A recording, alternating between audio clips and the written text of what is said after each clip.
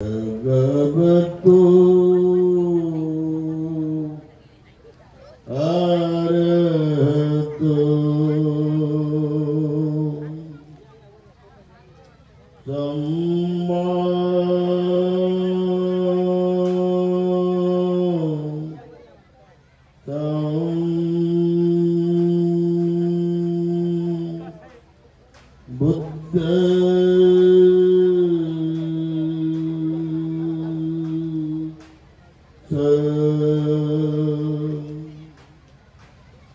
नमो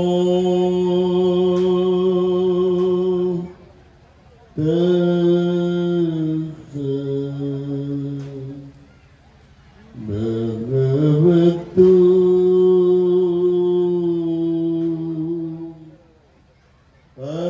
अरहतो नमो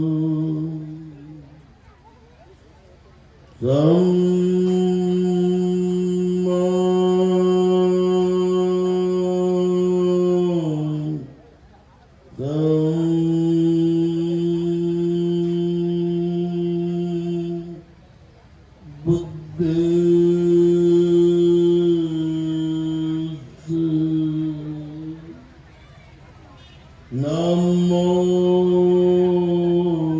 भगवतो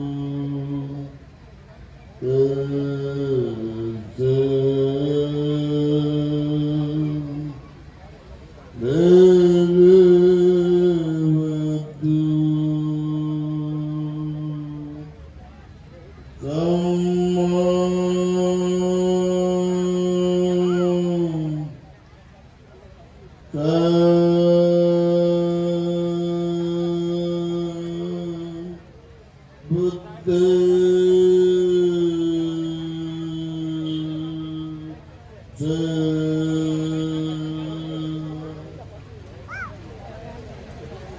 त्यारहंत भगवान सम्यक संबुद्धांना त्रिवार पंचांग प्रणाम करतो।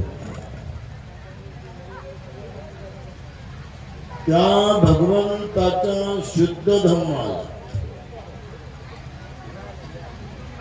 थोडा वेळ जरी आपण समजून उमजून श्रद्धेनं पालन केलं तर आपल्याला लगेच तत्काळ फळ मिळते, ही गॅरंटी आहे। तुम्ही पूर्ण निर्धार केला की जन्मभर शील पालन करायचं, पत्नी आणि पतीने दोघांनी निर्धार केला शीलाचं पालन बिलकुल कलंकित करायचंच नाही, शीला डाग लागू द्यायचं नाही, शीलाला कोणत्याच प्रकारे धोका होऊ द्यायचा नाही, हे तुम्ही मनानं बरोबर ठरवून आयुष्यभर पालन केलं शेवटच्या श्वासापर्यंत तर तुमचा नवा इतिहास तयार होईल। हे धानोरा भोगावचे लोक, हे पती पत्नी, हे फलाने फलाने, हे बिस्ताने बिस्ताने यांनी शीलाला डाग लागू दिला नाही, शीलाला कलंक लागू दिला नाही। हे शील एवढं पवित्र त्यांनी ठेवलं, एवढं शील निष्कलंक ठेवलं की जसं बाबासाहेबांनी शील ठेवलं। असा आपला इतिहास, नवा इतिहास रचल्या जाईल या छोट्या खेड्यामध्ये। हे धम्माचं पालन आहे। तुम्ही थोडा वेळ असं बसा, डोळे बंद करा, शांत डोळे बंद करून मैत्री भावना करा। 3 मिनिट हे जो दोन्ही नाकपुड्यातून येणारा जाणारा श्वास त्याच्यावर मन लावा। 1 2 3 मिनिट किंवा 1च मिनिट लावा। 1 मिनिट जर तुमचं मन श्वासावर एकाग्र झालं आणि निर्विकार झालं, निष्पाप झालं, परिपूर्ण निर्मळ झालं, ही गॅरंटी आहे भगवंताची की तुम्हाला 28 फळ मिळतील। मिळाले मला मी जेव्हा जेव्हा ध्यानाला बसतो तेव्हा मला हे फळ मिळतात। त्यामुळे एवढं मी तुम्हाला विश्वासानं देत आहो, विश्वासानं पूर्ण वचन सांगत आहो की अनापान श्वासावर ध्यान करताना 28 फळं मिळालीच पाहिजे. थोडा वेळ तुम्ही भगवंतावर ध्यान करा. बुद्ध भगवंतावर त्यांचे 9 गुण आहेत. 9 गुणावर तुम्ही ओतपोत श्रद्धेनं, ओतपोत तळमळीनं, ओतपोत उत्साहानं, ओतपोत तुम्ही जिद्दीनं, तुम्ही एक निष्ठेनं बुद्धावर फक्त 3 मिनिट ध्यान करा. 4 केलं तर काय हरकत नाही, परंतु 3 मिनिट ध्यान केल्यानंतरही तुम्हाला 12 फळं लगेच मिळाले पाहिजे. आणि अशा प्रकारची महिमा बुद्धाच्या आचरणाची आपल्याला सत्यता सांगत असताना विपස්සना शब्द तुमच्या कानावर आला का? आला? हा, विपස්සना जर तुम्हाला करायची, किती लोकांनी केली हात वर करा. विपස්සना 1 2 अरे 3 मी पण केली. 3 ते 4 5च बायाने केली. एवढ्या मोठ्या बायाचं इकडं माणसं एक आहे बघा, हे दुसरा माणूस इकडे दिसतो. अरे बाबा 2च माणसं आणि 5 बाया, आणि बघा इथं किती खंडीवर लोक. कसं होईल अशानं? अचानक काठी कशी निघतील काय बाहेर? अचानक जाळ कसा निघेल? शांत कसा होईल? रागाग्नी शांत कशी होईल? क्रोधाग्नी शांत कशी होईल? मोहाग्नी शांत कशी होईल? कामाग्नी शांत कशी होईल? हे सर्व तृष्णाग्नी, हे तृष्णाग्नी शांत करण्यासाठी विपස්සना करावी लागते. विपස්සना म्हणजे पेटलेलं मन शांत करणं, भडकलेलं मन शांत करणं, भरकटलेलं मन वशमध्ये गेलं, कोणाच्या अधीन गेलेलं मन, कोणावर मोहित झालेलं मन वळून आणणं आणि त्याच्यावर ताबा करणं. कोणावर डोळे वाचणारं मन, चरचरा दात खाणारं आणि होटा खाणं, हा दाताला आपल्या होटाखाला धरणारं मन, असं क्रोधाग्नी पेटलेलं मन ताबडतोब आपल्या माइंड रिमोट कंट्रोल मध्ये आलं पाहिजे, मनाच्या नियंत्रण कक्षेत आलं पाहिजे. यालाच विपස්සना म्हणतात, याला धम्म म्हणतात. मन परिवर्तन झालं पाहिजे. वेगानं गेलेली गाडी कुणावर आदळणार नाही का? वेगानं गेलेलं मन कुणावर जाऊन पूर्णपणे पघळणार नाही का? त्याला वशमध्ये करण्यासाठी विपස්සना आवश्यक आहे. परिपूर्ण मनावर विपස්සना म्हणजे पूर्ण नियंत्रण. आणि बाबासाहेब आंबेडकरांना हे प्राप्त झालं होतं. बाबासाहेब आंबेडकरांनी या बाबतीमध्ये परिपूर्ण आपल्याला स्थितप्रज्ञ केलं होतं. बाबासाहेब हे परिपूर्ण इंद्रियामध्ये शांत होते. आणि म्हणून आपण सर्वजण अशा प्रकारचा धम्म पालन केल्यामुळे आपलं जीवन बदलत बदलत बदलत परिपूर्ण बदलते. 1 वर्षात, 2 वर्षात, 3 वर्षात, अनेक वर्षामध्ये आणि बदलती जीवन मूल्याची संकल्पना, बदलतं जीवन, याला आपण जबाबदार आहोत. दुसरं कोणी बदलू शकत नाही. दुनियामध्ये कोणी बदलणारा नाही. दुनियामध्ये, जगामध्ये वर, आकाशाच्या वर, पूर्ण ढगाच्या वर कुठेही कुणीही बदलणारा देव नाही, ईश्वर नाही, परमेश्वर नाही. आपलं मन बदलते, आपल्या मनाचा पावर बदलतो, आपल्या मनाचं सामर्थ्य बदलते, आपल्या मनाचं परिपूर्ण हे मनोविज्ञान बदलते. मनोधैर्य बदलते हे आपल्या हातात आहे. मनोबल कसं वाढवायचं, मनोधैर्य कसं वाढवायचं, मनामध्ये प्रचंड शक्ती आहे जी तुम्हाला क्रमाक्रमाने पायरी पायरीने वाढवण्याची गरज आहे. कारण इथे बसलं तरी मनच कुठत जाते पा. इथं बसलं तरी पटकन मन हे मुंबईला जाऊन येते की नाही, येते. इथं बसलं तरी मन नांदेड फिरून येते, व्हेरायटी फिरून येते, पूर्ण मटन मार्केट फिरून येते. कोणतं घ्यायचं म्हणते आज मटन. हे मन मोठं विचित्र आहे.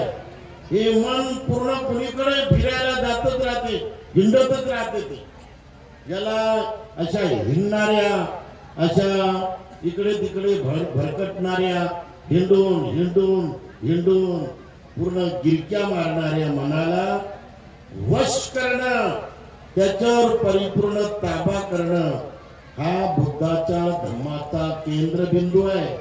आणि म्हणून आपण सर्वजण या मनाला चांगलं करण्यासाठी दररोज सकाळपासून तर संध्याकाळपर्यंत त्याला वळण लावलं पाहिजे. त्याला वळवत आणलं पाहिजे. एकदम वळत नाही ते, पण वळवत आणलं तर ते बराबर वळते. आपली जागृती, आपली सतर्कता, आपली सावधानी, आपली पूर्णपणे शहाणी बुद्धी, आपली प्रज्ञा, आपला चौकसपणा, आपला विवेकपणा, आपली सजगता, एकदम दक्ष सजगता ही मनाला वळवण्यात परिपूर्ण काबिल आहे, समर्थ आहे, बलवान आहे. यासाठी आपण त्याचा उपयोग करायला पाहिजे. भगवान गौतम बुद्धाला अनेक लोक पाहायला येत असत. काही लोक पाहायला येता असे हात जोडून बसत, तर त्यांचं प्रवचन चालूच असायचं बुद्धाचं. काही लोक बसल्या बसल्या प्रवचन ऐकता भगवान बुद्धाच्या 8 तासामध्ये, कधी 4 तासामध्ये, कधी 2 तासामध्ये, कधी 1 तासामध्ये, कधी अर्ध्या तासामध्ये लोक जागच्या जाग्यावरच शांत व्हायचे. तर त्यांची शांती म्हणजे मनाला, आपल्या मनावर ताबा मिळवणारी कला, आपल्या मनाचं परिपूर्ण प्रभुत्व मिळवणारी कला त्यांना मिळाली. तर ते लोक अजिबात बुद्धाला सोडत नव्हते. बुद्धावरती एवढा त्यांचा परिपूर्ण भाव की त्यांना मात्र बुद्धाला सोडायची इच्छा होत होती. एकदा एक ब्राह्मण आला. त्या वंगी ब्राह्मणानं असं आपल्या या धानोरा गावा एवढं हे भगवान बुद्धाचं विहार होत. आणि त्या विहाराच्या वॉल कंपाऊंड म्हणजे जे सीमा आहे त्या सीमेच्या बाहेर त्यांनी दुकान मांडलं. 1 टकोरी, 2 टकोऱ्या, 3-4 माणसाच्या आणि 3-4 बाईच्या टकोऱ्या ठेवले त्यांनी. हे डोळे, हे नाक, हे तोंड आणि दात असे वाचलेले, सळ्याच्या सळ्या, पांढरे शुभ्र दात. आणि ते तिकडनं रांग यायची बुद्धाकडे. संध्याकाळी एवढी प्रचंड रांग भगवान बुद्धाचा ऐकायला. बुद्धाशिवाय लोक कुणाला ऐकतच नव्हते. बुद्धाशिवाय कुणाला लोक हात जोडतच नव्हते. बुद्धाशिवाय कुणाला लोक हे प्रश्न विचारतच नव्हते. एवढं बुद्धाचं प्रस्त, एवढं बुद्धाचा प्रभाव पूर्ण या जगावर, म्हणजे उत्तर प्रदेश, म्हणजे बिहार, म्हणजे मध्य प्रदेश आणि असा संपूर्ण भारतभर आणि हरियाणा आणि मग तिकडनं आपल्या महाराष्ट्रात आला. नाला सोपारापर्यंत बुद्ध आले. इकडे भगवान बुद्ध गोंदियापर्यंत आले. वैनगंगा नदीच्या तीरापर्यंत आले आणि अशा प्रकारे महाराष्ट्रामध्ये पण बुद्धाचा वावर झाला। बुद्ध भिक्खूचा त्यांना भेटून त्यांचं प्रशिक्षण घेऊन आलेले भिक्खू ते अगोदर आले। भगवान बुद्धामध्ये जे गुण होते ते त्यांच्या भिक्खूमध्ये गुण होते। तेव्हा भगवान गौतम बुद्धाला एक उपासक येऊन भेटला म्हणे, भगवान मला म्हणे झोपच येते म्हणे, काय करू, मला झोप सुधरतच नाही, या झोपेला कसं पळवावं? तर भगवान म्हणाले तू नेहमी सजग राहा आणि बसता उठता, उभं राहिलो तो मी उभं राहिलो, खाली बसलो तो मी खाली बसलो, चालू लागलो तो चालू लागलो, येऊ लागलो तो येऊ लागलो, जेवू लागलो तो जेवू लागलो, हात वर केला तर हात वर केला, असं सारं तू हे मानिटली म्हणजे बारकाईनं तो लक्षात घे, त्याच्यावर मन कर, त्याच्यावर ध्यान दे आणि त्याच्यावर ध्यान देऊन तू पूर्ण आपलं मन त्याच्यात लाव आणि याप्रमाणे तू प्रत्येक कामाला जर जोर दिला, प्रत्येक कामावर जर तू लक्ष दिलं तर या कामामुळं तुझं मन कामात राहील आणि कामात लागल्यामुळं तुझ्या मनाला कोणत्याही प्रकारे हे सुस्ती येणार नाही, कंटाळा येणार नाही, गुंगी येणार नाही आणि तुझं मन ताणत ताजतवानं राहील। तर त्यानं केअर करणं सुरू केलं बघा। पाहता पाहता एका तासाच्या आतमध्ये तो माणूस हुशार झाला, सुस्ती मुक्त झाला, कंटाळा मुक्त झाला, गुंगी मुक्त झाला, त्याला झोप मग त्यांनी पळवली त्याची झोप। म्हणून आपण भगवान बुद्धाकडे जर आलो तर नेहमी नेहमी आज बुद्ध आपल्यामध्ये अनेक रूपामध्ये आहेत, बुद्ध अरहंत रूपामध्ये आपल्यात आहे, बुद्ध मूर्तीच्या रूपात म्हणजे रूप, बुद्धाचं रूप सम्यक बुद्धाचं रूप तुम्हाला दिसत आहे, या रूपामध्ये बुद्ध आहेत। तर बुद्ध हे जसे तुमच्यामध्ये जागले, H Buddha अतीताच H Buddha अनागत पचुपन्नाच Buddha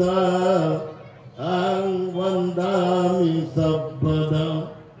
H Buddha अतीताच, जे बुद्ध होऊन गेलेले आहेत, अतीत मध्ये होऊन गेले, होऊन गेलेले बुद्ध किती आहेत? होऊन गेलेल्या बुद्धाची संख्या 27 आहे। आता 28वे बुद्ध गौतम बुद्ध आहेत। आता 29वे बुद्ध येतील, त्यांचं नाव सांगितलं गौतम बुद्धांनी, त्यांचं नाव राहील मैत्रेय बुद्ध।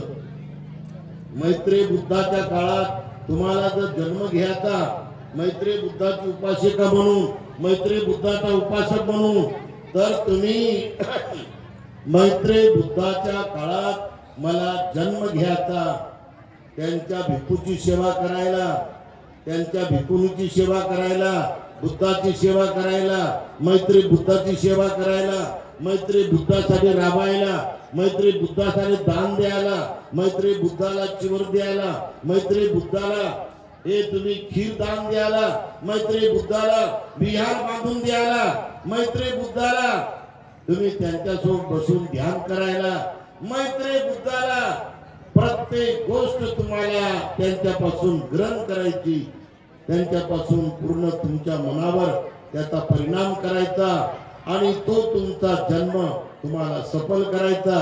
तर आतापासून तुम्ही तयारी केली की मी जे हे दान देत आहो, हे या परिषदेला 1000 रुपये हे त्या बुद्धाच्या मैत्री बुद्धाच्या काळात मला जन्म दे। मी जे चिवरदान देतो भिक्खू संघाला, हे मैत्रेय बुद्धाच्या काळात मला हे जन्म मिळो। मी जे प्रेमाने वागत आहो, कुणाचा द्वेष करणार नाही, कुणाचा क्रोध करणार नाही, कुणावर जळणार नाही, कुणावर जळकुकडेपणा करणार नाही, कुणावर डोळे वाचणार नाही, कुणावर दात खाणार नाही, आणि कुणाचंच वाईट मनात हे भोकणार नाही, चिंतन करणार नाही.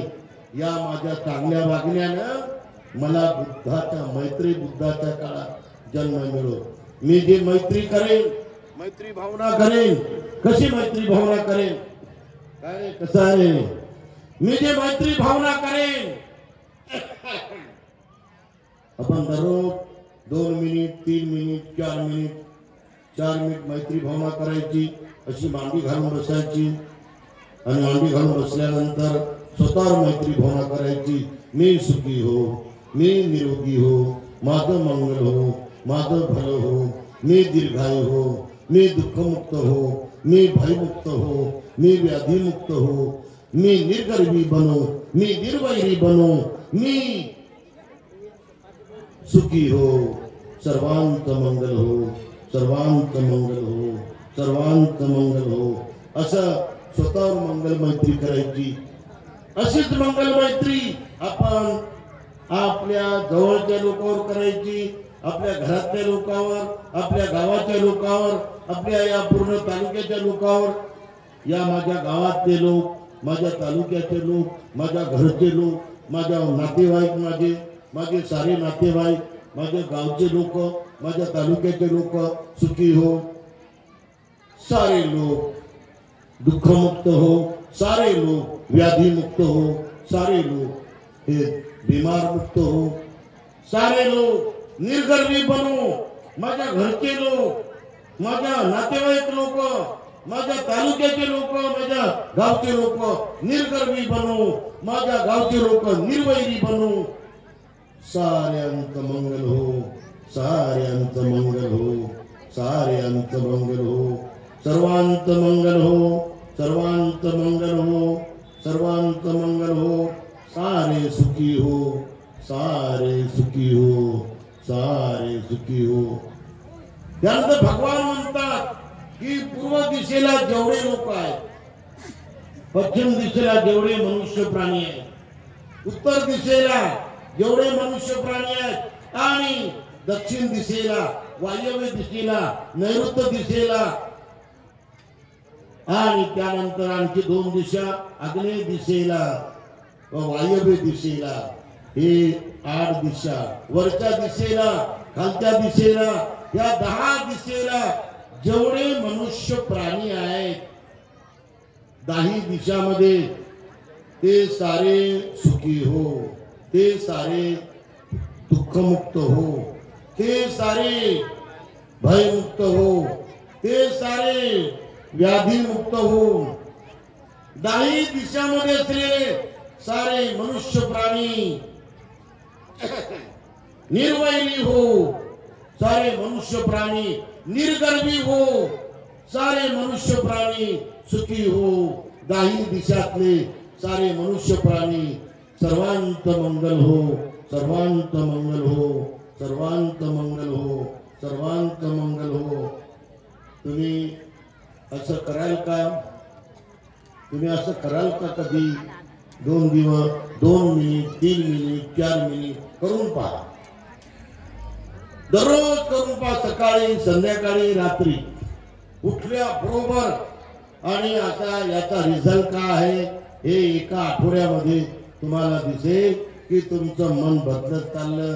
तुमचं मन कुणाबद्दल वाईट नाही, तुमच्या मनात परिवर्तन चाललं. आणि हे परिवर्तन खास परिवर्तन आहे. हे परिवर्तन आपल्याला लाभदायक आहे. तर त्याचे तुम्हाला 12 फळे मिळतील. 12, 10 आणि 2, 12 फळं मिळालीच पाहिजे. याप्रमाणे आपल्या मनाला आणि हे असं काम, असं आचरण, हे विधायक आचरण आपल्याला पुढे पुढे नेते.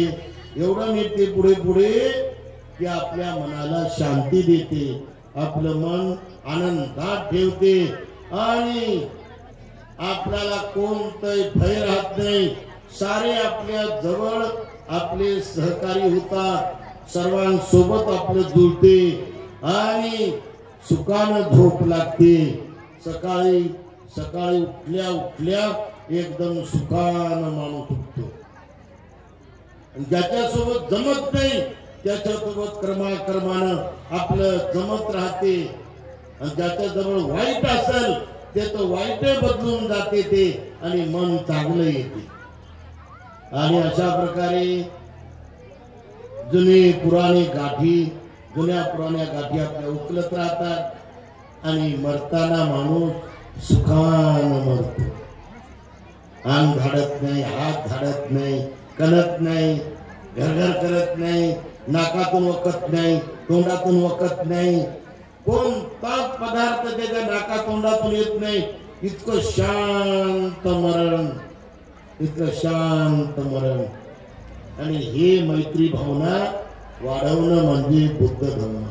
मैत्रीचा विकास करणं म्हणजे बुद्ध धम्म। मैत्रीला बलवान करणं म्हणजे बुद्ध धम्म। आणि या बाबतीमध्ये मी माझा अनुभव सांगतो। बुद्धाच्या काळात अनुभव आहेत, बुद्धाच्या काळाचा तर अनुभव आहे, परंतु माझा पण अनुभव आहे। हे माझा अनुभव तुम्हाला माझे मित्र होते इंग्रजी शाळेचे, ते इंग्लिश शिकवायचे, त्यांचं नाव शेख होतं आणि मी बौद्ध भिक्खू आणि मग ते शेख गुरुजी।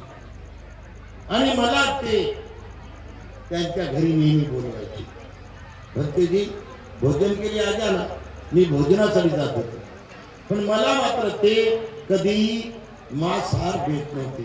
मला शाकाहार द्यायचे, मला चपात्या द्यायचे, ते मला लौकीची भाजी द्यायची, मला लोणचं द्यायचे, मला पापड द्यायचे, मला मात्र वरण द्यायचे, भात द्यायचे आणि टमाटा बिर्याणी द्यायची मला। ते खरोखर माझं मन त्यांनी जिंकलं होतं। आणि जेव्हा मला असं झालं, ताप आला तर त्यांनी मला घरी घेऊन गेले होते।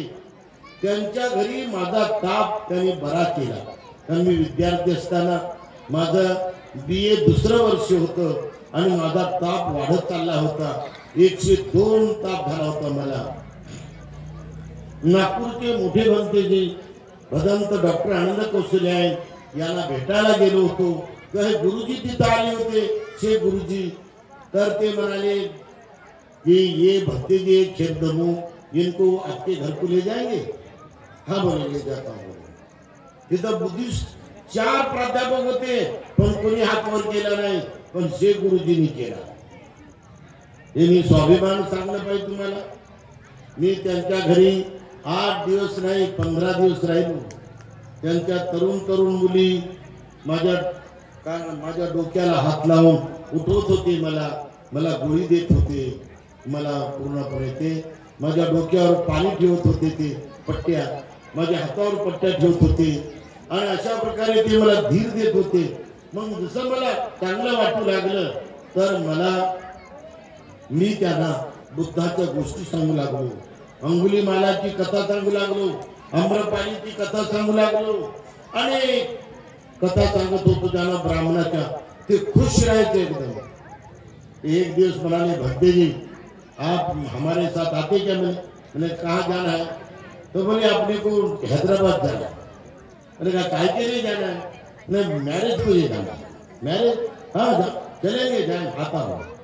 आणि मी त्याच्या मॅरेज मध्ये गेलो, ऐका, मॅरेज मध्ये गेल्यानंतर मला सेपरेट त्यांच्या घरामध्ये रूम दिली।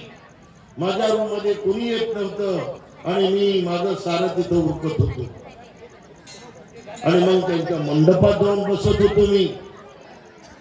माझं हे डोकं पूर्ण मुंडन केलेलं, माझ्या अंगावर असे कपडे, तर त्या मुलांना, अशा छोट्या छोट्या मुलांना मोठं कुतूहल असायचं, मोठी गंमत असे की ही आहे तरी कोण माणूस। हे डोक्याचं मुंडन केलं, यांना दाढी नाही, मिशी नाही आणि हे माणूस म्हणजे शांत बसलेला, मी असाच बसत होतो। तर ते छोटे छोटे लेकरं येऊन माझ्या मागून येऊन माझ्या डोक्यावरती असे खडे मारायचे, 2 खडे, 3 खडे, 4 खडे लांबून मारायचे ते असं। तर मी म्हणत होतो मार घेतो, मार घे खडे, काय रक्त तर निघत नाही, छोटे छोटे खडे आहेत, त्या खड्याला काय होणार आहे, काय जखम होणार आहे का? तर मी सहन करत होतो ते।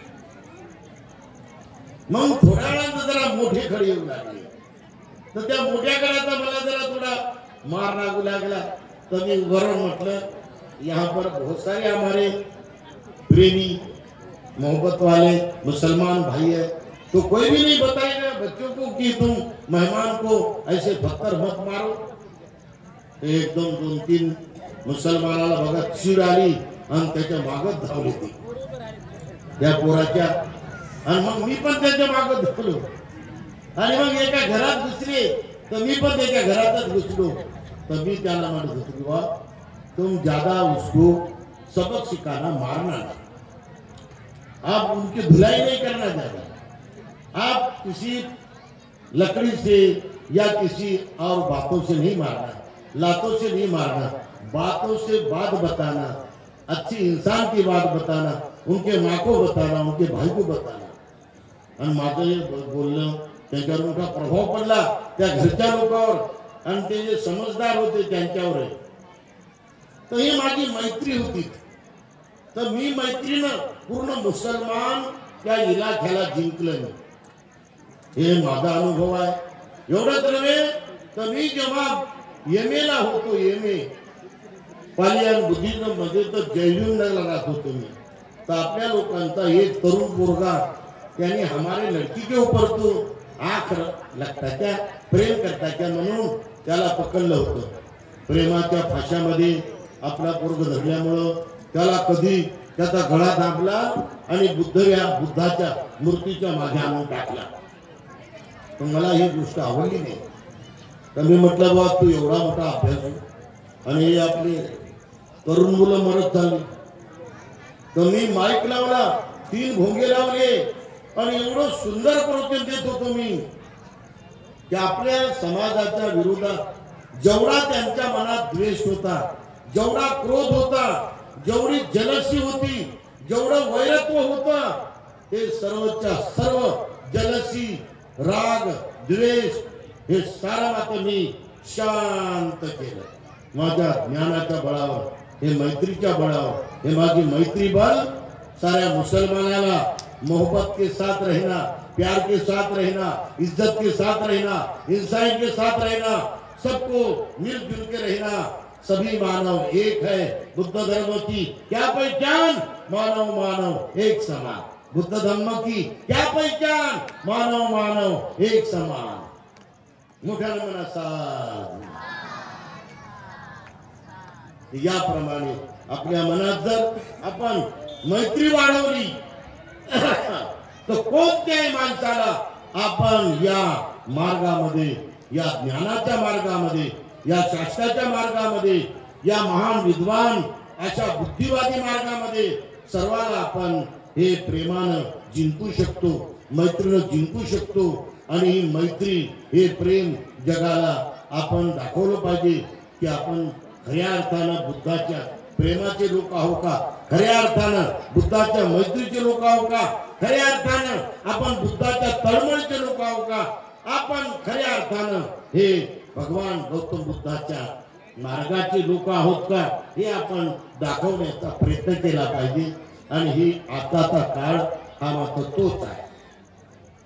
रस्त्यावरून अभयपुत्र चालला होता, त्या काळामध्ये नर्तिका म्हणून आम्रपालीचं नाव होतं। एक ज्येष्ठ नर्तिका, अत्यंत लावण्यवत, गुणवान, अत्यंत वेशभूषेमध्ये एक्सपर्ट, केशभूषेमध्ये एक्सपर्ट आणि लावण्यामध्ये एक्सपर्ट आणि सर्व सौंदर्यामध्ये एकदम उठावदार आणि आकर्षक अशी आम्रपाली होती। पण दुसरी एक होती, ती सुद्धा तेवढी काय खास नव्हती आणि तिचा संबंध राजासोबत आल्यामुळं तिच्या पोटात बाळ झालं। आपण गरोदर दिसू नये म्हणून तिने झाकून झाकून एका रूम मध्येच ती राहिली। लोकाला तिने कळू दिलं नाही की मी गरोदर आहे म्हणून, कारण गरोदर काळात लोक माझ्या नाचच्या कार्यक्रमाला येणार नाही, माझ्या गायनाच्या कार्यक्रमाला येणार नाही, तर मला कोणत्या प्रकारे मदत होणार नाही म्हणून ती 9 महिने 9 दिवस एकांत वासामध्ये राहिली। तिने बाळाला जन्म दिला आणि एका लाकडाच्या पेटीमध्ये सुंदर कापसामध्ये त्याला ठेवलं आणि 10-15 दिवसानंतर त्या बाळाला तिने नेऊन ठेवायला सांगितलं. सेविकांनी दाशांनी त्या बाळाला उचललं. 10-15 दिवसानंतर कवळं बाळ आणि त्याला उकिरडे आणून ठेवलं. तर तिथे घारी आणि तिथे कावळे उडू लागले होते. बाळ रडू लागलं. बाळ रडता रडता त्या बाळाला पाहायला बरेच लोक तिथे येऊ लागले, जाऊ लागले. अभय राजकुमार त्या रस्त्याने जाताना त्यांनी पाहिलं तर काय आहे, तर एकानं सांगितलं इथे जिवंत बाळ आहे. त्याला उचललं त्यांनी आणि त्याला राजधानीत नेलं आणि राजवाड्यामध्ये त्याला सेवा दिली. त्याचे साफसूत्र केलं. त्याला आंघोळ घातली साबणनं, भारी भारी साबणनं, आणि स्वच्छ करून त्याला नवीन कपडे घातले आणि त्याला वाढवलं आणि त्याला त्याचं नाव ठेवलं राजकुमारनं अभय जीवक. बुद्धाच्या काळचा हा एक जीवक, अत्यंत विद्वान. आणि मग तो वाढत वाढत वाढत वाढत जवान झाला. जवान झाल्यानंतर त्याने विचारलं अभय पुत्राला की पप्पा मला काहीतरी विद्या शिकायला पाहिजे, मी कोण्या विद्यापीठात जाऊ. तर तो त्याचा वडील म्हणाला अभयपुत्र की तुला मी तक्षशिला पाठवू. आणि त्याला तक्षशिला पाठवलं तारुण्यामध्ये. आणि त्याने सारी विद्या शिकली. त्या विद्येमध्ये त्याने हे लिंबाचं झाड कशावर चालते, हे पिंपळाचं झाड कशावर चालते, आणि हे पपईचं झाड कशावर चालते, हे सर्व झाड जेवढे आहेत वनस्पती की ते औषधी वनस्पती आहे याचा यथार्थ अभ्यास केला. यांनी सत्यतेचा अभ्यास केला. आणि हा अभ्यास केल्यामुळं तो हुशार झाला. 1 वर्ष 2 वर्ष 3 वर्ष 4 वर्ष 5 वर्षात. आणि त्यांनी गुरुला विचारलं की महाराज मला म्हणे आता कधी तुम्ही सोडणार म्हणे. मग त्या गुरुला असं वाटलं की हा विद्वान आहे, तर तू या जंगलामध्ये जाय म्हणे. अशी वनस्पती आण की ज्या वनस्पतीचं ज्ञान तुला झालं नाही, की जी कोणत्याही औषधाची तुला कळलं नाही. आणि तो पूर्ण जंगल फिरला बघा. त्याला प्रत्येक वनस्पतीचं ज्ञान आणि त्याचं महत्व कळालं. आणि तो परत आला म्हणे गुरु महाराज मला सारं ज्ञान झालं म्हणे. मग जा म्हणे तू आता तुझ्या पप्पाकडे जाय म्हणे, तू जिथे तुझा वडील आहे. आणि गुरुनं तिथून जाण्यापुरती त्याला पुंजी दिली, धन दिलं. आणि तो पूर्ण आला आणि साकेतला थांबला. साकेतला त्याच्या एका भंतेसोबत त्याची ओळख झाली.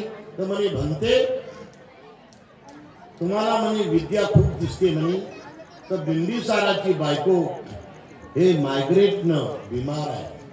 ती जेवण करत नाही, झोपत नाही, तिला झोप येत नाही, तिला जेवण गोड लागत नाही, तिला कोणत्या प्रकारे हे आनंद नाही, सुख नाही. तिचं वैभव असंच व्हायला चाललं. हे डोक्याची बिमारी, त्याला मेंदूची बिमारी म्हणतात, मायग्रेट मनोविकार. त्या म्हणे मी म्हणे दुरुस्त करतो म्हणे. लगेच त्याने त्या बाईजवळ गेला. ती बाई म्हणे माझ्याकडे मोठे मोठे वैद्य येऊन गेले, तू तर म्हणे लेकरू आहे म्हणे, तू काय दुरुस्त करते म्हणे. मॅडम मी करतो म्हणे दुरुस्त, तुम्हाला फक्त मला तुम्ही ज्ञान द्या म्हणे. मी तुम्हाला काही मागणार नाही, माझी फी तुम्हाला काही राहणार नाही. बगर फी कोणती फी न घेता त्याने तिच्या मेंदूमध्ये जे बिमारी आहे त्या मेंदूची बिमारी अगदी 8 दिवसात खलास केली. तर तिला आनंद झाला. ती आनंदानं हसू लागली, ती खेळू लागली, जेवू लागली, फिरू लागली. तिच्या नवऱ्याला कळालं. अगोदर तिच्या मुलीनं त्याला 7,000 सोन्याचे रुपये दिले. मग तिच्या नवऱ्यानं त्याला 16,000 सोन्याचे रुपये दिले. 1 घोडं दिलं, 1 गाय दिली, 2 दाशा दिल्या. असं त्याला बक्षीस येतच राहिलं. आणि मग त्याची प्रसिद्धी होत गेली. आणि मग तो राजघराला आला. तर एका माणसाच्या पोटामध्ये दुखू लागलं होतं. तर त्या पोटात दुखत त्याला याला बोलवलं. तर त्याचं पोट त्यांनी पूर्णपणे ऑपरेशन करून ते जेवढे आतडे खराब झाले होते ते त्यांनी काढले आणि बाकीचे आतडे त्यांनी जोडले. आणि अशा प्रकारे त्याची सर्व बिमारी दूर केली. तो त्याला त्यांनी प्रचंड दान दिलं त्यांनी. मग बिंबिसार राजांनी त्याला एक दवाखाना बांधून दिला. आज तो आर्कालजीच्या मार्गामध्ये आहे, त्यांच्या ताब्यात आहे, खंडार आहे. आणि राजाने त्याची सुरक्षा म्हणून नेहमी सर्व व्यवस्था दिली. भगवान बुद्धाला जेव्हा देवदत्ताने दगड मारला त्या दिवशी, त्या दगडाच्या दिवशी भगवान बुद्धाच्या पायातून रक्त निघत होतं. तेव्हा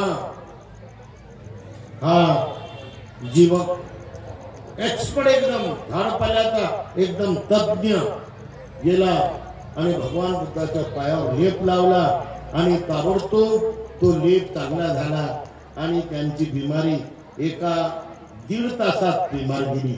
रक्त येणं बंद झालं. बुद्धाचा पाय निरोगी झाला आणि बुद्धाच्या पोटामध्ये दुखत होतं तेव्हा सुद्धा, आणि भगवान बुद्धाला जो अतिसार झाली होती म्हणजे पातळ पातळ पूर्णपणे संडास, तर तेव्हा सुद्धा त्यांनी जेव्हा वेगवेगळं औषध दिलं तर पूर्ण भगवान बुद्धाची तब्येत चांगली झाली होती. अशा प्रकारे बुद्धाचा पण तो डॉक्टर झाला होता. भगवान बुद्धाला त्यांनी विनंती केली की भंते मला पण आता भिक्षू बनवा. तर बुद्ध म्हणाले तू जर भिक्खू बनला तर रोगी लोकांची सेवा कोण करणार आहे? तू भिक्खू बनू नको, तू सेवाच कर. रोग्यांची सेवा करणं हाच खरा मार्ग आहे, हीच खरी सेवा आहे. जो रोग्याची सेवा करतो तो माझी सेवा करतो. जो माझी सेवा करतो तो धम्माची सेवा करतो. अहं धम्मं पश्यति सोमयं इमं पश्यति. म्हणून जो धम्माला खऱ्या अर्थानं आचरणात आणतो तोच खरा मानवाची सेवा करतो. म्हणून आपल्या मनात धम्माची श्रद्धा वाढवतात. श्रद्धा ओघांग तरती. या संसाराच्या दुःख सागरातून जर तुम्हाला तरुण जायचं असेल तर श्रद्धा बळकट करा, श्रद्धा बलवान करा, श्रद्धा शुद्ध ठेवा, श्रद्धा वास्तविक ठेवा आणि या शुद्ध श्रद्धेच्या बळानं तुम्ही आया संसार दुःख सागराला पार करून जाल. ही श्रद्धा एक प्रकारचं नाव आहे. या नावेत बसून तुम्ही कर्मानं हा दुःखाचा संसार सागर आहे, महासागर आहे, ते तुम्हाला पार करता येईल आणि तुमचं मन शेवटी या दुःख महासागराच्या पैलतीने जाईल आणि त्यात तुम्हाला कोणतं दुःख, भय, चिंता, रडणं, पडणं, हाणून घेणं, आदळून घेणं, विलाप करणं, खूप आक्रोश करणं हे तुमच्या वाट्याला राहणार नाही. अशा प्रकारे श्रद्धा ही सर्वात मोठी शक्ती आहे. या श्रद्धेला आपण बुद्ध, धम्म आणि संघ या 3 रत्नावर आपण लावली पाहिजे.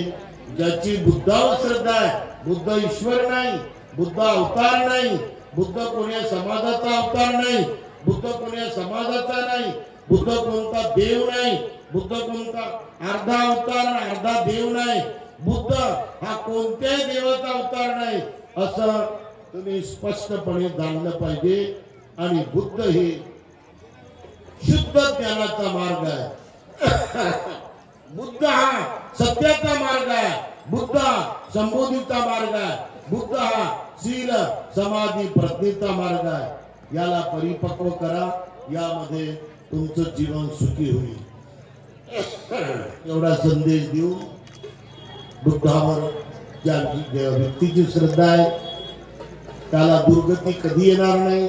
जे बुद्धाची पाऊलवाट चालतो, बुद्धाचे गुण आपल्यामध्ये जागवतो, त्याला दुर्गती कधी येणार नाही, तो नरकात कधी जाणार नाही, त्याला दुःख चक्रामध्ये तो फिरणार नाही, असं लक्षात घ्यावं. सर्वांत मंगल हो, सर्वांत मंगल हो, सर्वांत मंगल हो. या ठिकाणी अखिल भारतीय बुद्ध धर्माची 3री परिषद आहे. शेवटचं प्रवचन झालेलं आहे. सर्वांनी हात जोडावं, गुडघ्यावर बसावं. शेवटचा भिक्खू संघ आपल्या सर्वांना आशीर्वाद देत आहे. गुडघ्यावर बसून डोळे बंद करावं आणि आपण सर्वजण आशीर्वाद ग्रहण करावा. जे लोक बसले असतील त्यांनी शांत बसा. जे उभे असतील गप्पा मारत असतील त्यांनी इथं पट्टीवर बसावं हिरव्या रंगाच्या आणि शिस्तीनं बसून आशीर्वाद घ्यावा. जे लोक खुर्चीवर बसले असतील त्यांनी खुर्चीवर बसावं. जे लोक उभे असतील त्यांनी हिरव्या पट्टीवर बसावं. इकडे भरपूर पट्टी पडलेली आहे, तिथं पण पट्टी पडलेली आहे. सर्वांनी असे हात जोडावे, डोळे बंद करावे. दररोज आणि दररोज आपण असं आपल्या घरामध्ये पण करत जावं. त्रिवार पंचांग प्रणाम.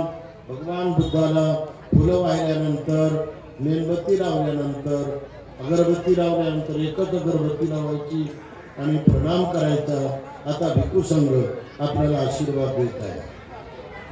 नमो तस् भगवतो अरहतो सम्मा संबुद्धस्स.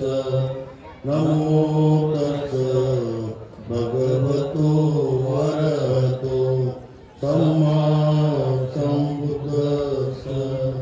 नमो तस् भगवतो अरहतो सम्मा संबुद्धस्स.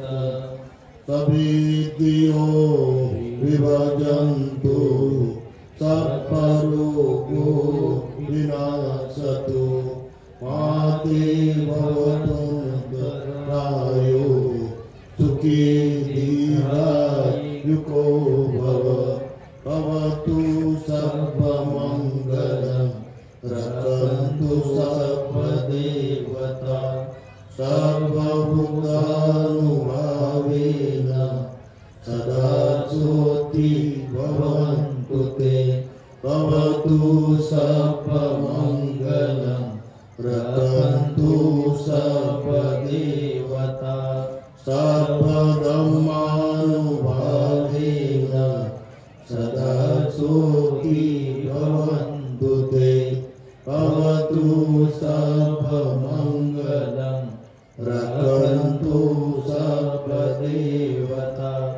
सर्वसङ्गानुभावेन सदा सुखी भवन्तु ते. म्हणा साधु साधु साधु. गुडघ्यावर बसून 3 वेळा प्रणाम. बुद्धं नमामि. धम्मं नमामि. संघं नमामि. वंदामि सर्वदा. धर्मजी महास्तवीर त्यांच्या धम्मदेशनेला अध्यक्षीय समारोप झालेला आहे.